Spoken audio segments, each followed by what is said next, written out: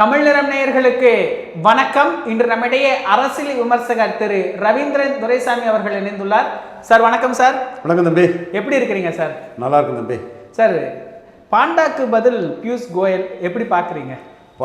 பாண்டா பார்த்துருப்பாரு. எப்பா நம்ம எங்கெங்கெல்லாமோ சாதித்தோம், இந்த ஊர் நம்மளை இப்படி படாப்படுத்துதே, ஆளை விடுறா சாமின்னு பாண்டா ஓடிட்டார். பியூஷ் கோயல் இங்கே தமிழ்நாட்டை தெரிஞ்சவர், ஆட்களை புரிஞ்சவர், வேலுமணி டீமுக்கும் நல்ல நெருக்கமானவர், எடப்பாடிக்கும் நெருக்கமானவர். ஸோ மற்ற எல்லார்கிட்டையும் ஒரு டீலிங் முடித்தவர்.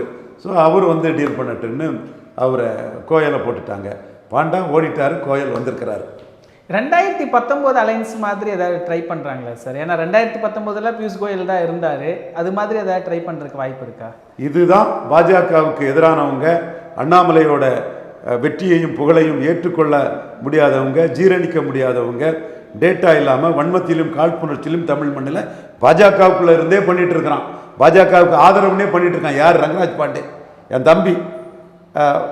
நம்ம சாணக்கியா, என் தம்பி ரங்கராஜ் பாண்டே தரப்பே பண்ணிகிட்டு இருக்காங்க. அந்த சூழ்நிலை வேற, இந்த சூழ்நிலை வேற. அன்னைக்கு கோயல் வரும்போது பாஜக நோட்டாவுக்கு கீழே போயிருந்து. எல்லாரும் தான் காரணம். தமிழிசை, இல கணேசன், கச்சிராஜா, பொன் ராதாகிருஷ்ணன், வானதி சீனிவாசன், அத்தனை பாஜக காரங்களும் சீமானுக்கு கீழே, ஒற்றை சீமான் கீழே நோட்டாவுக்கு போனதில் அத்தனை பேரும் காரணம். தமிழ் தேசியம் எழும்புது அந்த இடத்துக்குள்ள. இதான் உண்மை. நான் டேட்டாவோட தான் எல்லாம் பேசுகிறேன். அதற்கு முந்தைய தேர்தலில் பாஜக எடுத்தது 2.7 விழுக்காடு வாக்குகள். 2.7 விழுக்காடு வாக்குகள் தான் அந்த 2019 கூட்டணி பேச்சுவார்த்தைக்கு முன்பு கடைசியாக எடுத்த வாக்குகள்.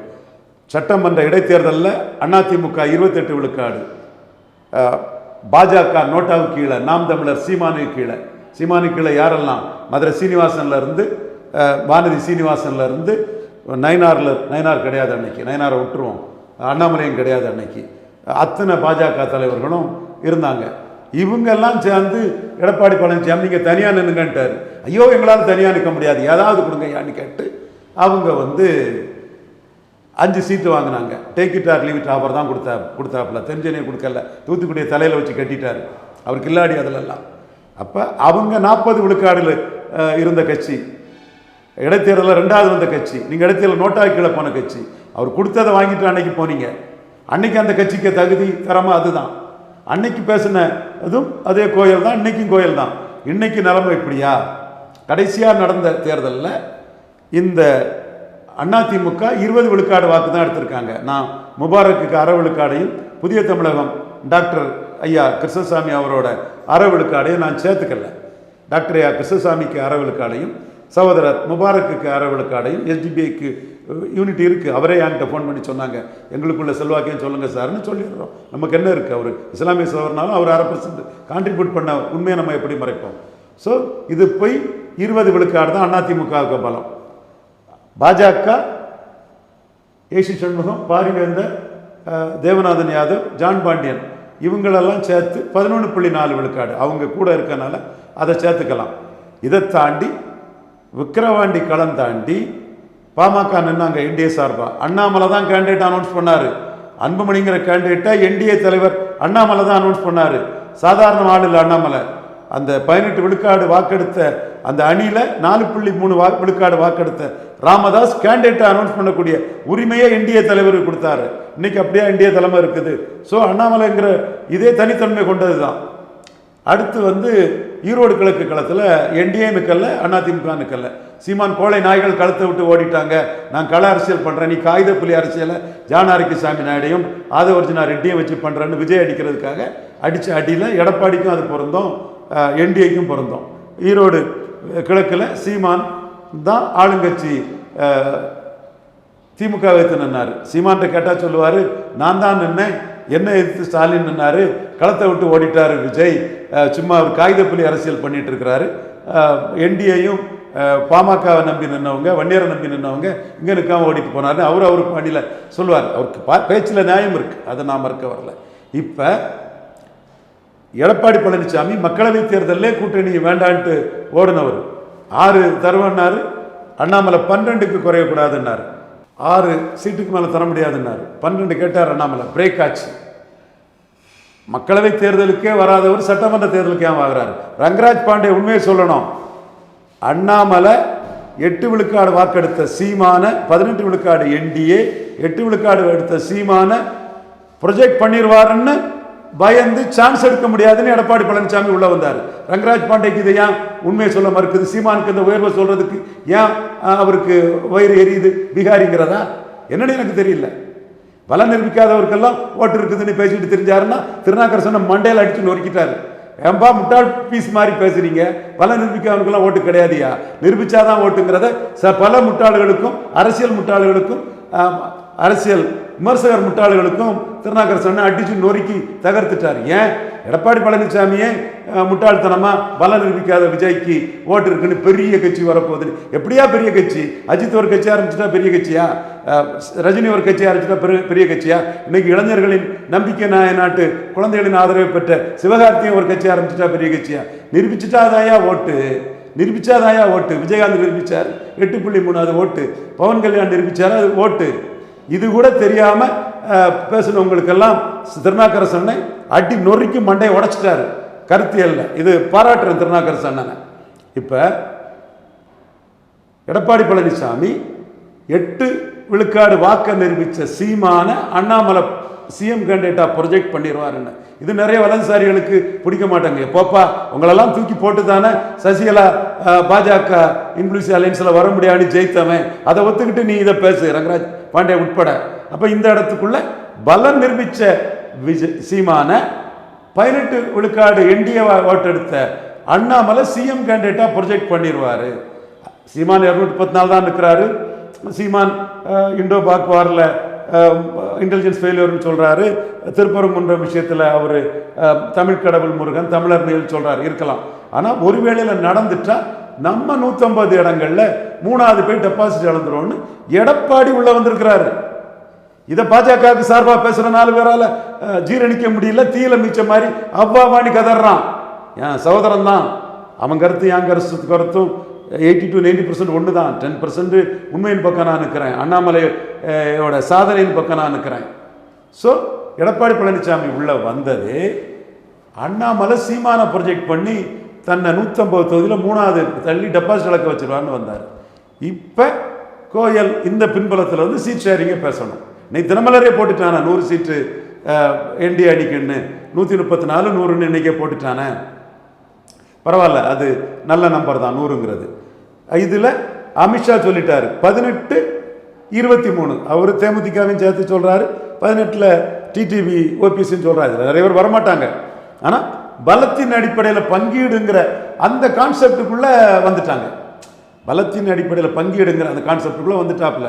அண்ணாமலையே பிரைம் மினிஸ்டர் கேண்டிடேட் இல்லை, பார்லிமெண்ட் அசம்பிளி எல்லாம் அந்த நொண்டி குதிரைக்கு சறுக்குன சாக்கு, ஆட தெரியாதவன் மேடை கோணல்னு சொன்னாலாம், இருட்டை கொண்டு ஓட்டை அடைக்கக்கூடிய வேலை, அதெல்லாம் போய் புதுச்சேரியிலே சீமான் அண்ணாவுக்கு கீழே எடப்பாடிங்கிறதையும் விளவங்கோட்டிலே சீமானுக்கு கீழே எடப்பாடிங்கிறதையும் தெள்ள தெளிவாக பிஎம்ஓக்கு ரிப்போர்ட்லேயே கொடுத்துட்டு வந்துட்டாரு அண்ணாமலை. ஸோ அதுக்கு பிறகுதான் மற்ற பாஜக தலைவர்கள் மேல நம்பிக்கை இல்லை. இவன் பொய் சொல்றான், மோடிக்கான ஆளா இல்லை, ப்ரோ மோடியா இல்லை, ஆன்டி ஸ்டாலினா நிற்கிறாரு தமிழிசை, ஆன்டி ஸ்டாலினா நிற்கிறார் நயினார் நாகேந்திரன், ஆன்டி ஸ்டாலினா நிற்கிறாங்க பிஜேபி ஆதரவு, பிஜேபி பணத்தை வாங்கிக்கிட்டு பிஜேபிக்காக வேலை பார்க்குறவங்கலாம் ப்ரோ மோடியா இல்லை, ஆன்டி ஸ்டாலினா நிற்கிறாங்க. ப்ரோ மோடியா நிற்கிறவன் மோடியை நீச்சின்னு சொன்னா லீச்சின்னு மணிசங்கர எச்சி பெண்மணி, லீச்சின்னு பிரியங்கா காந்தியும் எச்சி பெண்மணி எச்சி பயல் என்று திட்டின ரவீந்திரன் துரைசாமி தான் ப்ரோ மோடியா நிற்கிறாங்கிறது அவங்க புரிஞ்சுக்கிட்டு அண்ணாமலை கருத்து தான் ப்ரோ மோடியா இருக்குது. 29ல் பாஜக எடப்பாடியால் டிச் பண்ணப்பட்டு கழுத்தி விடப்பட முடியாத சூழ்நிலைக்கு ஒரு செக் வைக்கணும்னு அண்ணாமலை தான் நிற்கிறாருன்னு அவங்க அண்ணாமலைக்கு முக்கியத்துவம் கொடுத்துக்க ஆரம்பிச்சிட்டாங்க. ஸோ கோயலும் அர்ஜுன் ராம் மேக்வாலும் அண்ணாமலைக்கு வேண்டியவர் தான், நல்ல அறிமுகம் கொண்டவங்க தான். ஸோ இந்த இடத்துக்குள்ள 16க்கு பிறகு உள்ள 19 மாதிரி இதை பார்க்கக்கூடாது, 24க்கு பிறகு உள்ள 29 ஆட்டு இதை பார்க்கணும். அப்போ பலத்தின் அடிப்படையில் சீட்டு பங்கீடு. இதில் எடப்பாடி பழனிசாமி 41ங்கிறத தேரியில் சொல்லிட்டாரு. அப்போ 11.4 விழுக்காடுக்குள்ள சீட்டை கொடுத்தாதான் அந்த ஓட்டு டிரான்ஸ்ஃபர் ஆகும், அல்லது அவரோட பிராமணர்கள் ஓட்டு சீமானுக்கு போயிடும். பாரதியாருக்கு பாரத ரத்னா கேட்குறாரு, பிராமண கடப்பாறையை கொண்டு வீழ்ந்து இருக்கக்கூடிய திராவிடத்தை உடைக்க வைப்பார். அப்போ சாதாரண பிராமணர்கள் சீமான் பக்கம் போயிடுவான். ஒரு ரெண்டு வியாபார பிராமணர்கள் வேணாம், வியாபார பிராமணர்கள், அரசியல் வியாபார பிராமணர்கள் எடப்பாடிக்கு ஆதரவாக பேசுவான். ஸோ அந்த சீட்டு கொடுத்தாகணும். இந்த நாடார்கள் இந்துக்களின் தந்தை ஐயா தாளிங்க நாடாருக்கு என் பாரதத்தினா எடப்பாடி கேட்கலன்னு ஒவ்வொரு கிராமத்திலையும் கேட்குறான். நீங்கள் பசுமன் ஐயாவை கேட்குறத வரவேற்கிறோம், பாராட்டுறோம். இதை ஏன் கேட்கல? ஜாதி அரசியல் பண்ணுறாரு எடப்பாடி பழனிசாமி, இவர் சிஎம்னு சொல்லலாம், நம்ம ஓட்டு போடாண்டான்னு மோடிக்கு பிரதமர் வாக்களித்த இந்த நாடார்கள் இது பண்ணுறான்.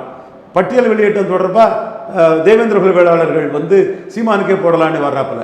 ஸோ இதெல்லாம் தடுக்கணும்னா நீங்கள் வந்து 11.4 விழுக்காடுக்குள்ள சீட்டை 2 ரெட்டலைக்கு ஒரு தாமரைக்குள்ள சீட்டை கொடுத்தாகணும். இதுதான் கோயல் வராரு. நீங்கள் வந்து 4 விழுக்காடுக்குள்ள சீட்டை கொடுத்தீங்கன்னா மீதி 8 விழுக்காடு ஓட்டம் சீமானுக்கு போகும், விஜய்க்கு போகும், ஸ்டாலினுக்கே போகும். அப்போ அந்த ஓட்டு வரணும்னா அந்த சீட்டை 2 ரெட்டலைக்கு ஒரு தாமரை கொடுத்தாங்கங்கிற நம்ம கருத்தை பிஎம்ஓ ஏற்றுக்கிட்டாங்க. அதனால தான் அவங்க அண்ணாமலையை வச்சு விளையாடுறாங்க. ஸோ இந்த இடத்துக்குள்ள அண்ணாமலையை வச்சு இந்துத்துவ கார்டை ப்ளே பண்ணுறாங்க பாஜக. ஒரு வேளையில் எடப்பாடி கலத்தி விட்டார்னா இந்துத்துவா முன்னிறுத்தி அண்ணாமலையை சிஎம் கேண்டிடேட்டா சொல்லி போகிறதுக்கும் வாய்ப்பு உண்டு. ஸோ நிறைய பிளான்கள் வச்சுருக்காங்க. பிஎம்ஓ எங்களோட ஸ்ட்ராட்டஜியை 21 சக்சீட் பண்ண மாதிரி 26 சக்சீட் பண்ணதுக்கு மோடி எடுத்துட்டார். மீண்டும் நான் சொல்கிறேன், மோடியை லீச்சின்னு சொல்லும்போது எச்சி பெண்மணி பிரியங்கா காந்தின்னு எச்சி பயல் மணிசங்கரன்னு எங்களுக்கு தான் வலிச்சு நாங்கள் தான் திருப்பி அடித்தோம். ஸோ எங்கள் கருத்து மோடி நன்மைக்காக தான் என்றைக்குமே இருக்குங்கிறதுல மோடி வந்து 26 எங்கள் வியூகத்தை எடுத்து வச்சிருக்கிறாரு. ஃபைனலாக தான் அதை அவர் எடப்பாடியெல்லாம் கன்வின்ஸ் பண்ணி கொண்டு வர முயற்சி பண்ணுவார். இப்போ அண்ணாமலையை பயன்படுத்தி பலத்துக்குரிய சீட்டை வாங்கணும்னு தெளிவாக இருக்கிறாங்க. அண்ணாமலையால் தான் சாதிக்க முடியும். மற்றவங்க தங்களுக்கு ஒரு எம்எல்ஏ சீட் கொடுத்தா போதுன்னு விட்டுட்டு போயிடுவாங்க. அண்ணாமலை தான் அந்த இடத்துக்குள்ள தான் சாதித்த வாக்குக்கு அவர் தான் அதை சாதிப்பாருன்னு அண்ணாமலையை வச்சு விளையாடுறாங்க. எடப்பாடியும் ரஃப் அண்ட் டஃப் பார்கெய்னர், சாதாரண ஆள் இல்லை, காடர் நட்டு கிராக், பெரிய ஆள். அவர் சிவி சண்முகத்தை தூண்டி விட்டு எனக்கு மேலே என் மேலே வழக்கு போட்டுக்கிட்டு நான் வந்து முட்டாப்பைய சும்மா அறிவில்லாதவன், அதனால சிவி சண்முகத்தை எழுதிட்டு இருப்பேன்னு நினைக்காரு. எழுதவன் இருக்க அம்பன் போகக்கூடிய வழக்கமாக நமக்கு உண்டு, நமக்கு அது தெரியும். அப்போ எவ்வளோக்குள்ள அவர் ஸ்ரூடான ஆள். இதுலேயும் ரஃப் அண்ட் டஃபாட்டு ரொம்ப ஸ்ரூடாக இருக்கக்கூடிய ஒரு ஆள். அவர் ஈஸியாக விட்டு கொடுக்க மாட்டார். அவரை அரசியல் ரீதியாக அடித்து தகர்த்தாதான் உண்டு. அந்த இடத்துக்குள்ள அவர் பாஜகவோட கூட்டணி வரமாட்டோன்னு ஒரு 20 விழுக்காடை உள்ள கொண்டு வந்ததே நாம அடித்து தகர்த்ததுல தான். பிஎம்ஓ மூலமாக சிஎம் அண்ணாமலை ப்ரொஜெக்ட் பண்ணிடுவாருன்னு சொல்லும்போது தான் மிரண்டு போய் வந்தார். இன்னும் அதே மிரட்சியை கொடுத்து அவர்கிட்ட சீட்டை அண்ணாமலை வாங்கி ஆகணும். அண்ணாமலை அந்த இடத்துக்குள்ள தெளிவாக அரசியல் பண்ணுறாங்க. அதில் குறுக்கு சால் ஓட்டக்கூடிய பாஜக தலைவர்கள் மோடியோட குட்புக்கில் இருந்து வெளியேறுவாங்க. எடப்பாடிக்கு ஆளுங்களாட்டு செயல்படக்கூடிய பேசக்கூடிய பாஜக தலைவர்கள் மோடிக்கு குட்புக்கில் இருந்து வெளியேறுவாங்க.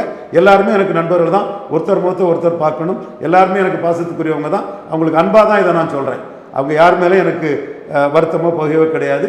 குறிப்பாக சகோதரர் நயனா நாகேந்திரனும் இரட்டைக்குழல் துப்பாக்கியா அண்ணாமலை கூட இருந்து பாஜகவுக்கு உரிய இடத்தை அவர் பெறணுன்னு தான் நான் கருதுறேன்.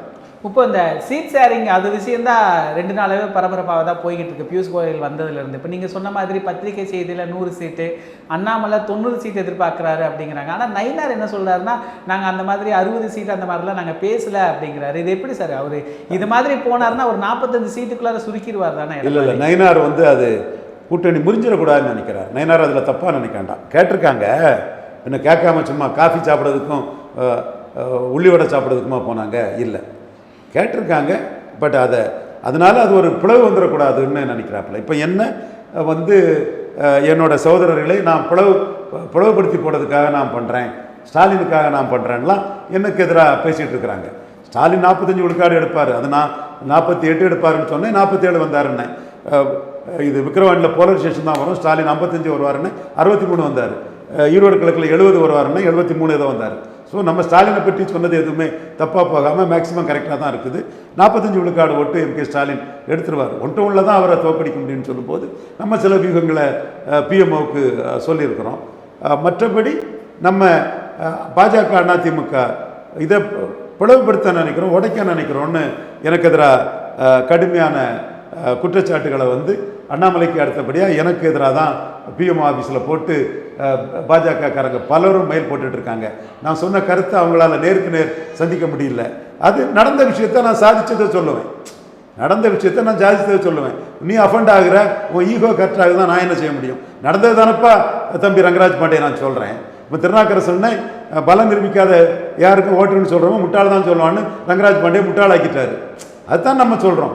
ஸோ இந்த இடம் 29 மோடி ஏமாந்துடக்கூடாதுங்கிறதுக்காக அண்ணாமலை ஆட்டம் ஆரம்பிச்சிட்டு, அண்ணாமலை ஆட்டம் புதுச்சேரியில் ஆரம்பிச்சிட்டு அதில் இந்துத்துவாவை கையில் எடுக்கிறாரு. விஜய்க்கு ரெட்டை வேடத்தை அரசியல் சந்தர்ப்பவாதத்தை தோலுரிச்சு காட்டிட்டாரு. தமிழக பாஜக தலைவர்களும் அண்ணாமலை வழியில் பாஜகவின் நன்மைக்காக நிற்கணுங்கிறதான் என்னோட கோரிக்கை. இப்போ இந்த இன்னொரு பக்கம் பியூஷ் கோயல் அன்புமணி ராமதாஸ் எல்லாம் ஒன்று சேர்த்துறதுக்கு முயற்சி பண்ணுவார். ஏன்னா பாண்டா கூட அதை ட்ரை பண்ணார். அதே பக்கம் ஓபிஎஸ்ஐ என்டிஏக்குள்ளார கொண்டு வந்துருவார்னு சொல்கிறாங்க. அதுக்கெல்லாம் வாய்ப்பு இருக்கா சார்? முயற்சி பண்ணுவாங்க, நடக்காது. அவங்களும் இணைய மாட்டாங்க, ஓபிஎஸ் என்டிஏக்குள்ளார வர மாட்டாரா சார்? அன்புமணி ராமதாஸ் இணைப்புங்கிறதுக்கும் வாய்ப்பு இல்லை. ஏன்னா ராமதாஸுக்கு ஒன்றுமே இல்லை, நாங்கள் தான் எல்லான்னு பாலு சொல்லிட்டாரு. ஸோ நீ பாதி நான் பாதிங்கிற இதெல்லாம் இல்லை, அது வாய்ப்பும் இல்லை. அது ஒரு தேர்தல் முடிஞ்ச முறை தான் யார் பெரியவங்கன்னு நடக்கும். அன்புமணிக்கும் ராமதாஸுக்கும் யார் பெரியவங்கன்னு தேர்தல் நடக்காது. அந்த ஸ்டாலின், சீமான், விஜய், எடப்பாடி இந்த 4 சிஎம் கேண்டிடேட்டுக்குள்ளே இவங்க ஏதாவது ஒரு இடத்துல இது பண்ண வேண்டியது தான். 5வது அண்ணாமலை சிஎம் கேண்டிடேட்டாக வந்தால் எடப்பாடி சீட் ஷேரிங்கில் காலி பண்ணார்னா அதையும் பார்த்துக்க வேண்டியதான். இதுக்குள்ளே தான் இவங்க 2 பேருமே சிஎம் கேண்டிடேட்டாக நின்றுடுவாங்கன்னு எனக்கு தோணலை. ஒருவேளையில் அன்புமணி 10.5 அல்லது 15% நிற்கலாம். ஏதோ ஒரு ரூபத்தில் அவங்க யார் பெரியவங்கிறத நிரூபித்து தான் ஆகணும். பாலு நாங்கள் தான் பெரியவங்க, அந்த காம்ப்ரமைஸுக்கு இடம் இல்லைன்னு நண்பர் அட்வொகேட் பாலு வாங்கி அடிச்சிட்டாரு. ரொம்ப தெளிவாக அன்புமணிக்காக அவர் ஃபைட் பண்ணுறாரு.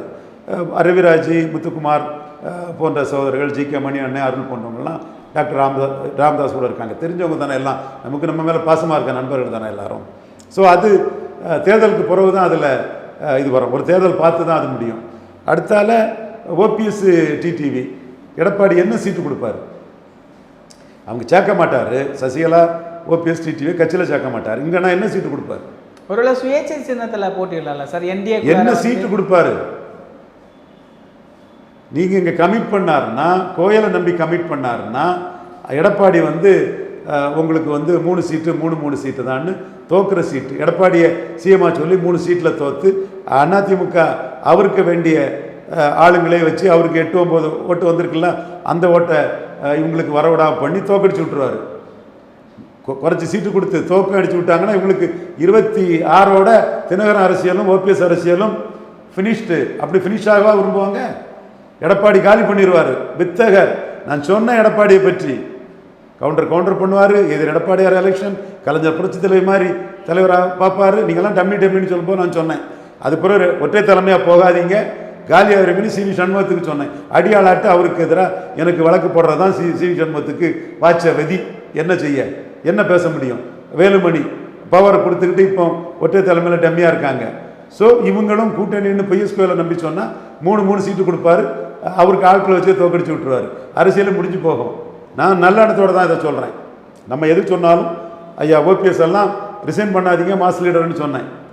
தினகரனுக்கெல்லாம் நீங்களே ஒரு ரெட்டலையும் உதயசூரியனையும் பிச்சு போட்டுட்டீங்க, நீங்கள் தான் மாற்றி போங்கன்னு சொன்னேன். நம்ம சொல்கிறத ஏற்றுக்கிறதா தான் அவங்க தலைவர்களோட விருப்பம். நிலைமை தான். எடப்பாடி பழைய கில்லாடி, அது புலிவாய்க்குள்ள தலைவிட்ட மாதிரி தான் எடப்பாடி கூட போகிறது. கடிச்சு விடுங்கிடுவார். கேர்ஃபுல்லாக இல்லைன்னா அதான் நிலைமை. நம்ம அலர்ட் தான் பண்ண முடியும். ஆனால் வரமாட்டாங்க. எடப்பாடி கிட்ட கண்டிப்பாக வரக்கு வாய்ப்பு இல்லை. என்டிஏ பல அனுபவங்கள் படிப்பின தெளிவாக இருப்பாங்க. சூடு கண்ட பூனைன்னு சொல்லுவாங்கல்ல, அந்த மாதிரி எடப்பாடி எப்படிப்பட்டவருங்கிறது தினகரனுக்கு தெரியும், ஓபிஎஸ்க்கு தெரியும். எடப்பாடியை வீழ்த்தினா தான் அவங்களுக்கு அரசியல். எடப்பாடியை வீழ்த்தினா தான் அவங்களுக்கு அரசியல். எடப்பாடியை வீழ்த்துறதுல தான் அவங்களுக்கு அரசியல். இது தெரியாமலா இருப்பாங்க. நிகழ்கால அரசியல் குறித்து பல தகவல்களை பகிர்ந்து கொண்டதுக்கு நன்றிங்க சார். நன்றி.